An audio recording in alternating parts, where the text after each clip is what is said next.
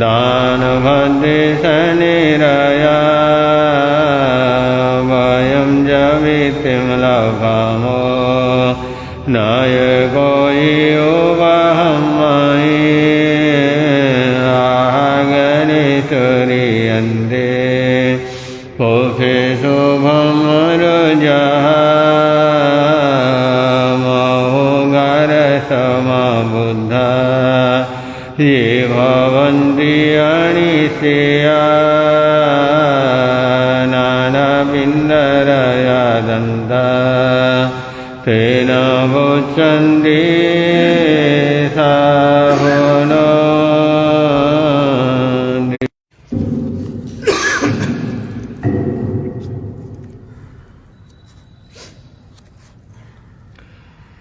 ॐ मङ्गलम् ओंकारमङ्गलम् ॐ मङ्गलम् ओंकारमङ्गलम् गुरुमङ्गलं गुरुदेवमङ्गलम् गुरुमङ्गलं गुरुदेवमङ्गलम् ॐ मङ्गलम् ओंकारमङ्गलम् गुरुमङ्गलं गुरुदेवमङ्गलम् गुरुदेवमङ्गलम् गुरुदर्शनमङ्गलं गुरुदर्शनमङ्गलं गुरुकृपामङ्गलं गुरुकृपामङ्गलम् गुरुज्ञानमङ्गलं गुरुज्ञानमङ्गलम् ॐ मङ्गलम् ओंकारमङ्गलम् ॐ मङ्गलम् ओंकारमङ्गलम् गुरुमङ्गलं गुरुदेवमङ्गलम् गुरुमङ्गलं गुरुदेवमङ्गलम् गुरुत्यागमङ्गलं गुरुत्यागमङ्गलं गुरुदानमङ्गलं गुरुदानमङ्गलं गुरुशीलमङ्गलं गुरुशीलमङ्गलं गुरुतपमङ्गलं गुरुतपमङ्गलं गुरुजपमङ्गलं गुरुजपमङ्गलम् ॐ मङ्गलम् ओंकारमङ्गलम् ॐ मङ्गलम् ओंकारमङ्गलम् गुरुमङ्गलं गुरुदेवमङ्गलम् गुरुमङ्गलं गुरुदेवमङ्गलम् गुरुभक्तिमङ्गलं गुरुभक्तिमङ्गलं गुरुप्रीतिमङ्गलं गुरुप्रीतिमङ्गलं गुरुरीतिमङ्गलं गुरुरीतिमङ्गलं गुरुश्रद्धामङ्गलं गुरुश्रद्धामङ्गलं गुरुशक्तिमङ्गलं गुरुशक्तिमङ्गलम् ॐ मङ्गलम् ओंकारमङ्गलम् ॐ मङ्गलम् ओंकारमङ्गलम् गुरुमङ्गलं गुरुदेवमङ्गलम् गुरुमङ्गलं गुरुदेवमङ्गलम् गुरुशान्तिमङ्गलं गुरुशान्तिमङ्गलं गुरुनिहालमङ्गलं गुरुनिहालमङ्गलं गुरुसुमतिमङ्गलं गुरुसुमतिमङ्गलं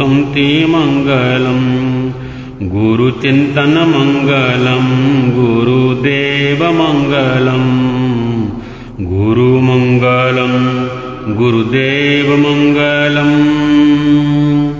गुरुमङ्गलं गुरुदेवमङ्गलं गुरुमङ्गलं गुरुदेवमङ्गलं मङ्गलम् ॐ मङ्गलम् ओङ्कारमङ्गलम्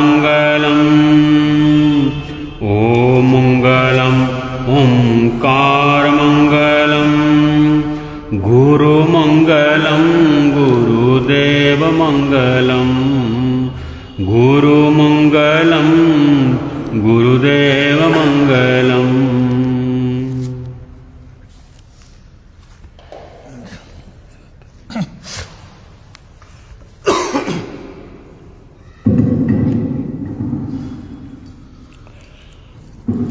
बोलिए भगवान महावीर स्वामी की। ब्रह्मभूत तपस्वी स्वामी श्री निहाल चंद जी महाराज। प्रभु ऐसे बसो मेरे मन में, कोई देख सके ना तन में। प्रभु ऐसे बसो मेरे मन में, कोई देख सके ना तन में। कोई देख सके ना तन में। कोई देख सके ना तन में। प्रभु ऐसे बसो मेरे मन में, कोई देख सके ना तन में। जैसे फूलों में खुशबू समाई, जैसे फूलों में खुशबू समाई। ओ किसी को नजर नहीं आई, ओ किसी को नजर नहीं आई। तुम भी ऐसे बसो मेरे मन में, कोई देख सके ना तन में।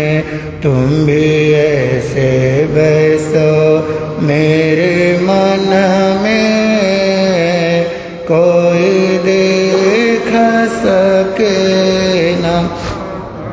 बोलिए भगवान महावीर स्वामी की। अनंत अनंत आस्था के आयाम शासन के महाप्राण सर्वज्ञ सर्वदर्शी श्रवण भगवान महावीर स्वामी के चरणारविंदों में कोटि सवंदन। अत्र विराजमान पूज्य गुरुदेव के पावन चरण। पुण्यशाली लोग, भाग्यशाली लोग वही जिनवाणी को श्रवण कर पाते हैं। दुनिया में अनेकों ऐसे लोग हैं जो जिनवाणी सुनने से वंचित रह जाते हैं,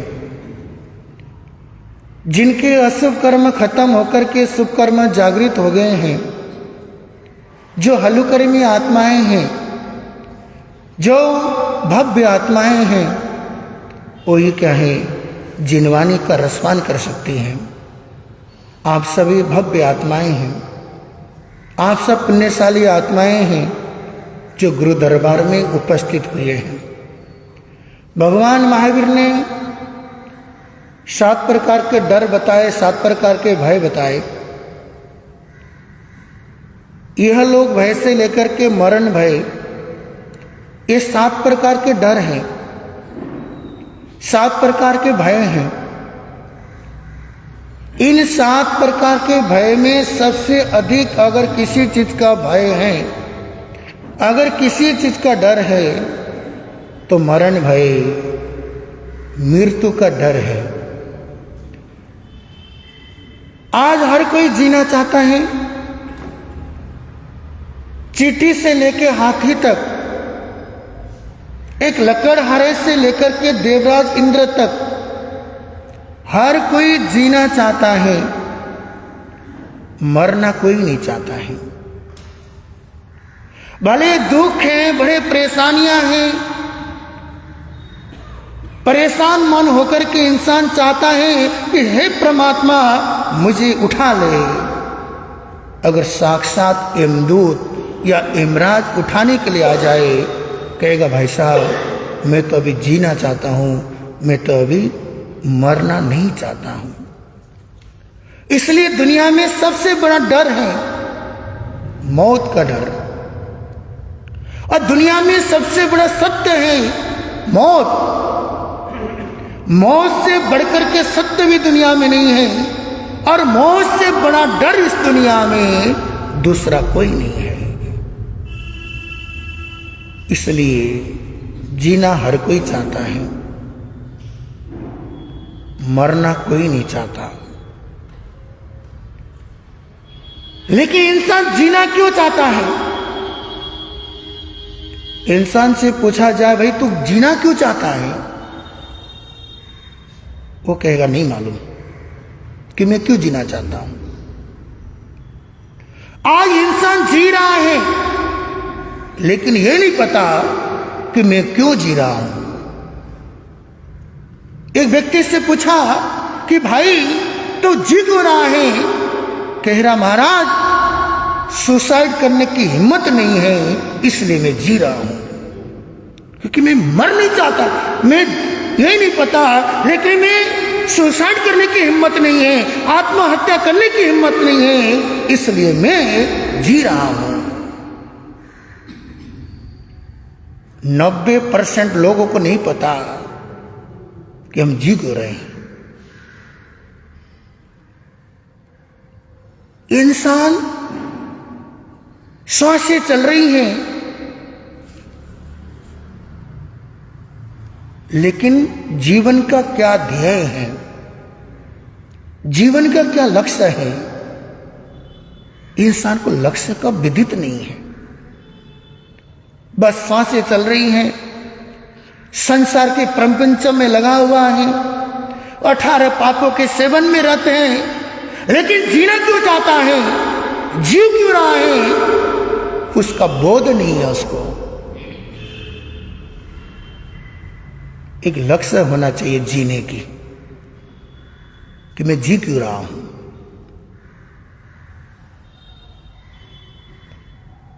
अरे इतनी सब कुछ मिला, मनुष्य जीवन मिला, आर्य क्षेत्र में जन्म मिला, आर्य कुल मिला, संतों का समागम मिला, जिनवाणी श्रवण करने का सुअवसर प्राप्त हुआ, लेकिन यह नहीं पता कि मैं जी क्यों रहा हूं। गोल्डन चांस मिला है, हम सबको गोल्डन चांस मिला है इस जीवन को महाजीवन बनाने के लिए। अरे जीवन इसलिए मिला है, जीवन को जिनेश्वर की ओर ले जाने के लिए मिला है। एक लक्ष्य तो निर्धारित करो।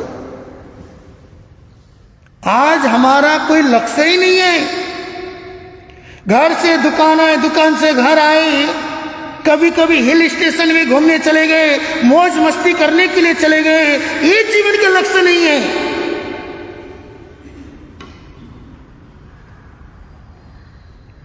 आज हमारा लक्ष्य ही नहीं है।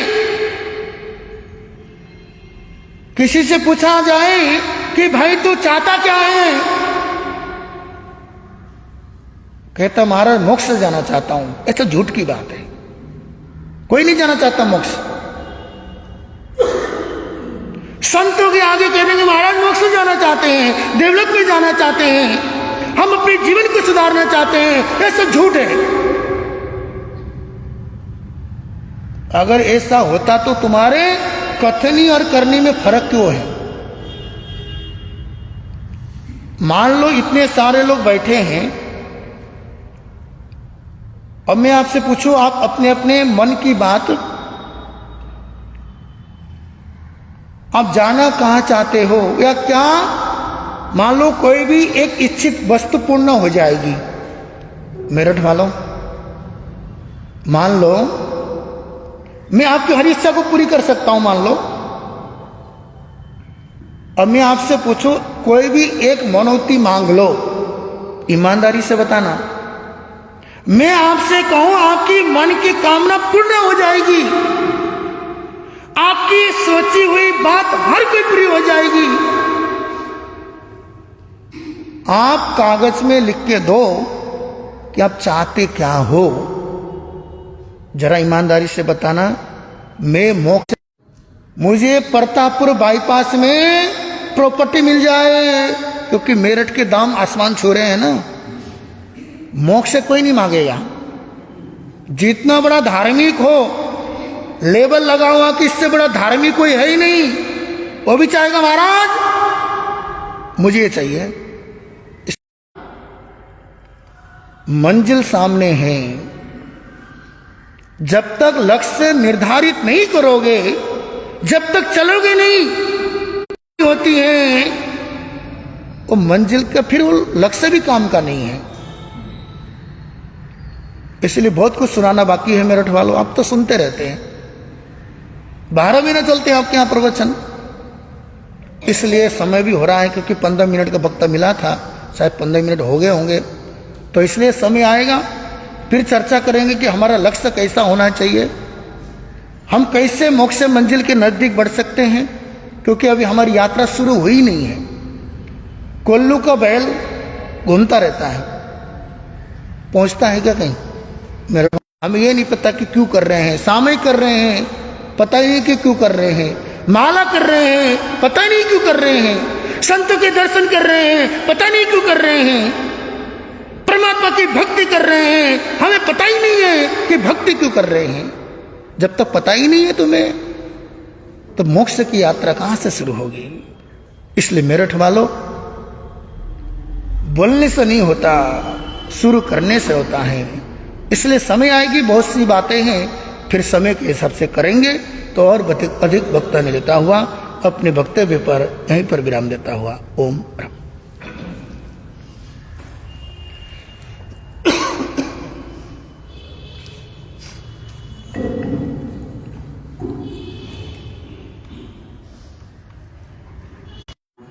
देवावितं नामं सन्ति जसा धम्मे संयमणो। दुनिया के चराचर जीवों पर कर्मों ने जाल बिछाया है। क्या साधु गृहस्थ क्या बाल वृद्ध बस कोई न बचने पाया। अति शुभ कर्मों के आने से संतों का समागम मिले। जिन वाणी श्रवण करने से है समय बड़ा तूफान प्रबल पर्वत झुक जाया करते। अक्सर दुनिया के लोग समय में चक्कर खाया करते हैं, लेकिन कुछ ऐसे होते जो इतिहास बनाया करते हैं, इतिहास बनाया करते हैं। अनंत अनंतोपकारी मधुर वक्ता पूज्य श्री अचल मुनि जी महाराज के चरणों में वंदन। आदरणीय मुनिराज समादरणीय महासती जी महाराज, प्रिय श्रोताजन, जितना परमात्मा का पावन उपदेश जिनवाणी के रूप में आप और हम सब लोग सुन रहे हैं। अभी आप लोगों ने हमारे प्रवचन सूर्य श्री भरत तेरी आराधना भगवन तेरी मेरी जिंदगी की शान हो। मुझे एक यही वरदान दो, मुझे एक यही वरदान दो। मेरी आत्मा बलवान हो भगवन तेरी आराधना नहीं मुझे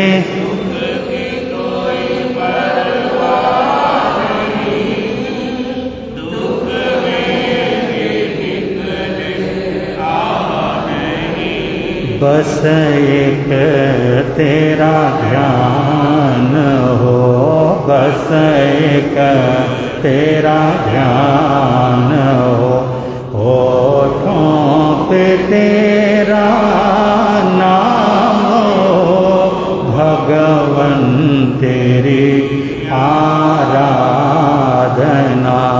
भगवन तेरी तो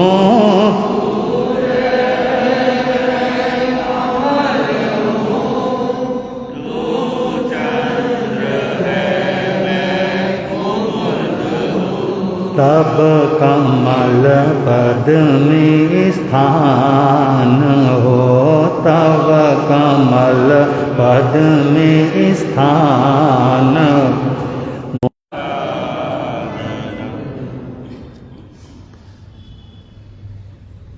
श्रमण भगवान महावीर ने अपनी पावन देशना में फरमाया, जो जीवे भी आयाणाई, अजीवे भी नयाणाई, जीवा जीवे अयानंतो, कहंसो नाह्य संयमम। बस सुंदर बात कही प्रभु ने। जो जीव को नहीं जानता और वो अजीब को भी नहीं जानता, जीव और अजीब दोनों को न जानने वाला भला संयम को कहाँ से जान पाएगा।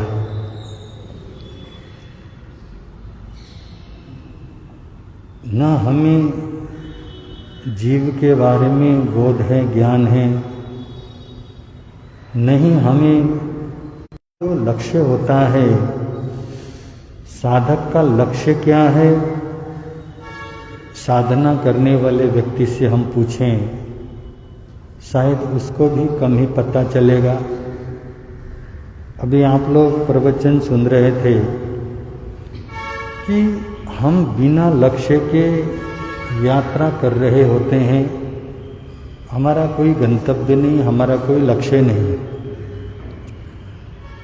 बंदो, व्यक्ति को पहले अपने लक्ष्य को निर्धारित करना होगा। जब लक्ष्य निर्धारित होता है फिर हमारी यात्रा शुरू होती है। लक्ष्य की ओर यात्रा शुरू होने के बाद हमारे बढ़ने वाले एक एक जो कदम हैं वो मुख्य लक्ष्य की ओर होते हैं। तो हमारा लक्ष्य क्या है? अब आप सुन ही रहे थे कि हमारा लक्ष्य मोक्ष है ना? है मोक्ष। तो अभी आप लोग सुनते सुनते आपको ऐसा लगा होगा, इसके पीछे मूल ये कारण है कि अभी हमें मोक्ष के बारे में जो ज्ञान होना चाहिए, मोक्ष के जो मूल्य का हमको बोध होना चाहिए था, वो बोध अभी हमको हुआ ही नहीं। जब आपको उस स्वाद का पता ही नहीं है तो उस स्वाद की कल्पना कैसे कर सकते हैं? आपको पहले उस स्वाद का ज्ञान होना आवश्यक है। मोक्ष क्या है? क्या है मोक्ष? मिंटू भाई पढ़ रहे हो क्या होता है मोक्ष? महाराज 8 कर्मों को ये समझ लो, बड़ा आसान है। अगर समझना चाहो, मतलब उन शास्त्रीय भाषा को समझकर हम अपने आप को ज्ञानी दिखना चाहते हैं। ज्ञान के लिए आपको जहाँ पर हैं, जिस स्थान पर हैं, जितने में हैं, आप वहीं से अपनी यात्रा क्या कर दो। मोक्ष का मतलब होता है मुक्त होना। और मुक्त किससे होना है? किससे होना है? अब बोल दें आपने, कर्मों से होना है। मुक्त उसी चीज से होना है जिससे हम बंधे हैं। जिससे हम बने हैं मुक्त तो उसी से होना होगा। तो अब हमने ये कल्पना करना है कि हम बंधे किस चीज से हैं, किससे बने? कर्मों से बने, है ना। और वो कर्मों के लिए दुनिया भर के वो 8 कर्मों का ज्ञान करो, ये बड़ा झंझट लगता, फिर उसे छोड़ो। भगवान कहते हैं जो तुम्हारा मन है, जिन जिन चीजों के जितने भी लोग आते हैं प्रवचन में आते हैं, जो संख्या में आ रहे हैं, लगभग आप सब लोगों के बैठने की जगह क्या है? फिक्स है, फिक्स है ना। ये कुर्सी मेरी है, इस जगह पे मुझे बैठना है। खुदा ना खास्ता कोई दूसरा आदमी आके उस जगह पे बैठ जाए तो ये छोटी छोटी चीजें हमें बांध रही हैं। इस आसक्ति से क्या करना है? कौन कौन सी ऐसी चीज है जिसके कारण मैं क्या करा हूं? बंधा हुआ हूं। बंधी हुई चीजों से मुझे क्या करना है? तब गहराई पर जाएंगे, देखते देखते देखते अंत में जाकर आपको वो भी ज्ञान होगा, मेरी आत्मा किससे बंधी हुई है? शरीर से। किससे बंधी है?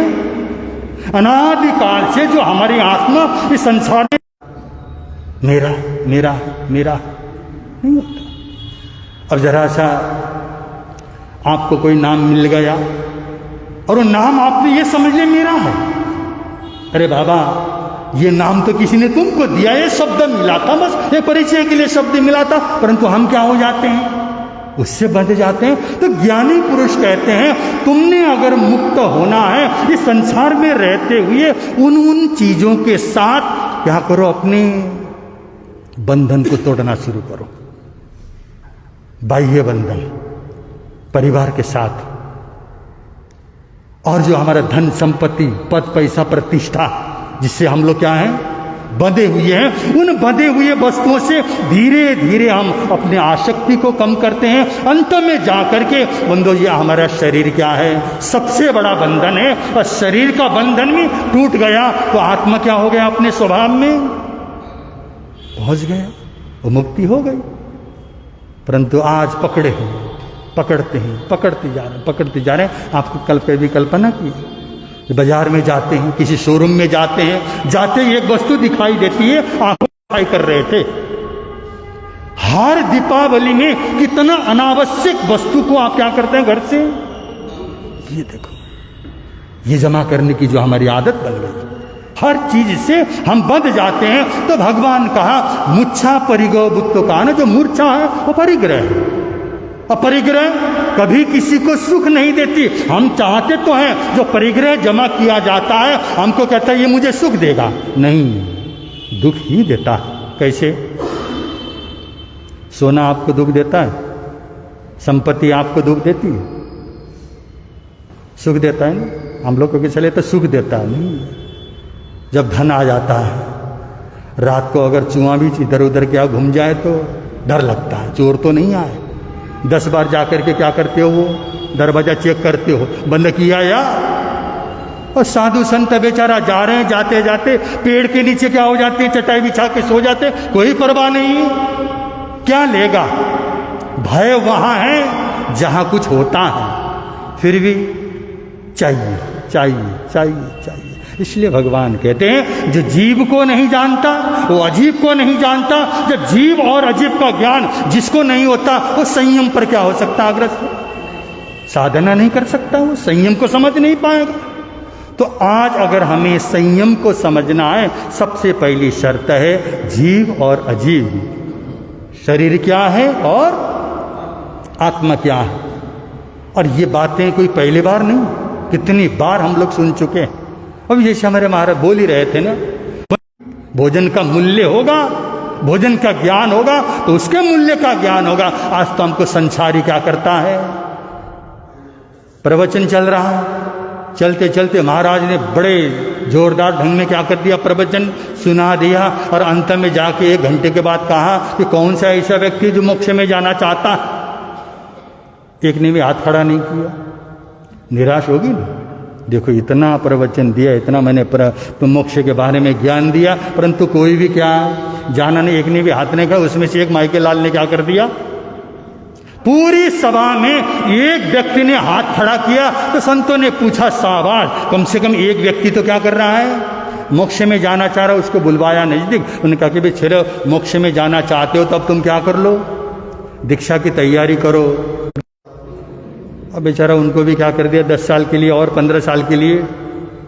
और 10-15 साल के बाद साधु आए कि बच्चे की शादी हो गई, और उन्होंने आके पूछा होगा, परमात्मा ने पूछा होगा आके कि भाई अब जाने का समय आया, चलो। अरे महाराज, अभी तो शादी हुई है, कम से कम पोते का मुंह तो क्या करने दो। उनका ठीक है, कितने साल देखेगा पोते का मुंह, बोले 1-2 साल तो देखने दो, जब ये चलने लगेगा उसके बाद क्या हो रही, चलूंगा। और बंदो फिर जब 2-4 साल के बाद चले गए, फिर क्या किया उसने, महाराज 2-4 साल तो और क्या करो, बच्चे को स्कूल जाने दो। ऐसा कर करके क्या करता रहा, टालता रहा। और उसका कुछ समय के बाद जब वो आ गए, आने के बाद जब पूछा कि संत चलते हो, कहानी क्या होती है, हम भी ऐसे ही सोचते हैं कल क्या करेंगे, अभी सर्दी बहुत है, थोड़ा सा मौसम बदलने दो।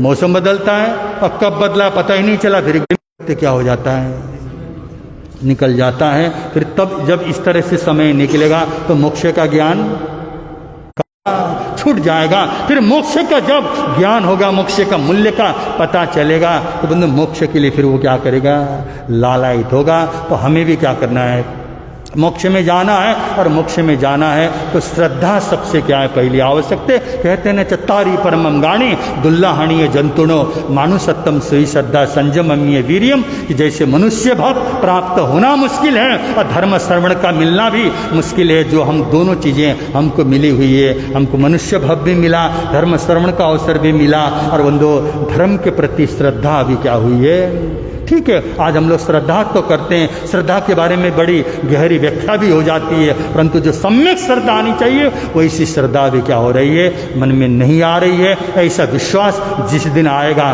फिर मोक्ष का वो क्या होगा, क्योंकि मोक्ष को दुर्लभ नहीं कहा प्रभु ने, कहीं भी मोक्ष को दुर्लभ नहीं कहा, उन्होंने कहा श्रद्धा परम दुर्लभ। श्रद्धा क्या है, जो सम्यक श्रद्धा है वो दुर्लभ है। जहाँ आपके अंदर श्रद्धा आ गई, और श्रद्धा आते ही मोक्ष तो हमारे क्या है, अधिकार की चीज़ है। तो हमने क्या करना, मुक्त होना है। मुक्त होने के लिए जिस जिस चीज़ के साथ मैं बंधा हुआ हूँ, बंधी हुई चीज़ों को क्या कर दें, छोड़ना शुरू करें। और बाह्य और आभ्यंतर दोनों बंधन से क्या होना है, मुक्त होना है। तो बाह्य इन वस्तुओं से जो हमारा बंधा हुआ जो हमारा व्यवहार है, और दूसरा क्रोध मान माया लोभ राग द्वेष जो आंतरिक बंधन है, इन दोनों से जब मुक्त हो जाता है तो बंधु यही स्वर्ग की अनुभूति होती है। और आज तो हम लोग क्या कहते हैं, उन देवताओं के मंदिर में जाते हैं, देवताओं से हम लोग प्रार्थना करते हैं, और हमको ये नहीं पता चलता वो स्वयं कर्म से बंधे हुए देवता भला हमें कैसे मुक्ति दे सकते हैं। आप इतना तो कल्पना करो,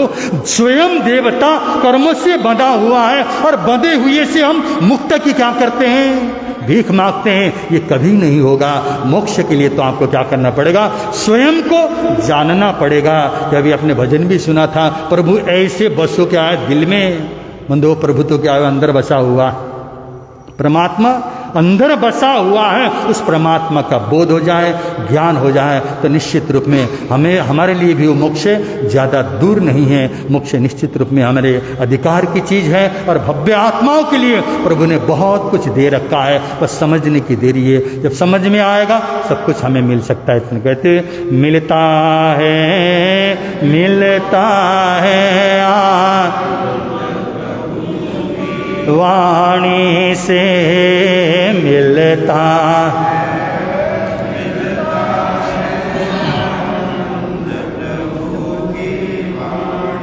धर्म है लगता प्यारा प्यारा, धर्म है पापों की वह बहती धारा,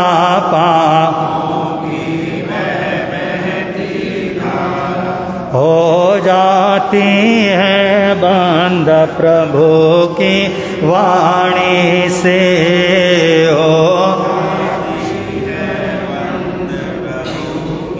वाणी से मिलता है।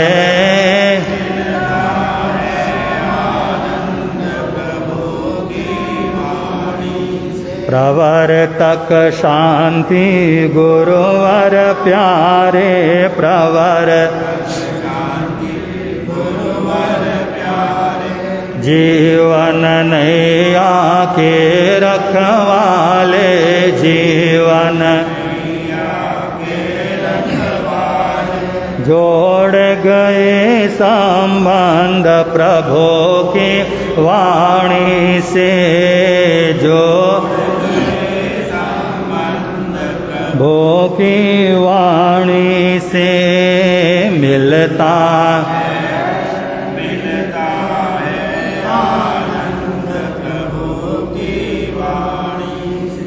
2 तारीख को बसंत पंचमी आराध्य गुरुदेव घोर तपस्वी स्वामी श्री निहाल चंद जी महाराज साहब के जन्मोत्सव के उपलक्ष्य में जो हमारे जैन नगर में लंबा कार्यक्रम चल रहा है, सत्संग का कार्यक्रम चल रहा, प्रवचन का कार्यक्रम चल रहा है। सत्संग और प्रवचन में सम्मिलित होने के लिए नित्य नए साधु साध्वियों का आगमन हो ही रहा है। कल मधुर वक्ता पूज्य श्री अचल मुनि जी महाराज और भरत मुनि जी महाराज उनका आगमन हुआ और इसी तरह आज भी अब थोड़ी ही देर में महासती श्री श्रेष्ठा जी महाराज यहाँ पर पहुँचने वाली हैं ठाणा 5 सहित, और इसी तरह ठाणा 6 पूज्य श्री उपेंद्र मुनि जी महाराज वो भी जैन नगर में कुछ ही समय में पहुँचने वाले हैं। इस तरह से साधु साध्वियों का आपके यह क्षेत्र में आगमन चल ही रहा है और आप लोगों को ज़्यादा से ज़्यादा संख्या में साधु साध्वियों का लाभ लेना है और उनकी सेवा का लाभ लेंगे, प्रवचन श्रवण आदि का, और जो भी कार्यक्रम समाज की ओर से आपको मिलेंगे उन सब कार्यक्रमों में बढ़ चढ़ करके भाग लेंगे। इसी के साथ आज के प्रत्याख्यान एकासना और व्यासनी का प्रत्याख्यान कर लें।